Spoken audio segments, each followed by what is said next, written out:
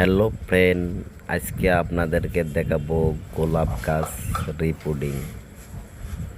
গোলাপ গাছ কীরকম রিপুডিং করতে লাগে আপনারা সবাই দেখি নেন। আপনাদেরকে দেখাবো যে রিপুডিং করলে কীরকম গাছ হয়। 1-2 বছর পর পর এই সার মাটিটা চেঞ্জ করতে হয়, নতুন সার মাটি দিতে হয়। নতুন সার মাটি দিলে আপনার গাছটা ভালো হবে। আপনারা সবাই দেখি নেন। আজকে আমি আপনাদেরকে দেখাবো, ভিডিওটা শেষ করবেন না, লাস্ট পর্যন্ত দেখবেন।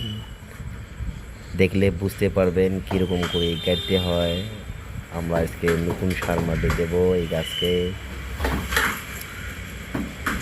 এই সার মাটিটা দেওয়ার পরে 15 দিন পরে গাছ আমার ভালো হয়ে যাবে।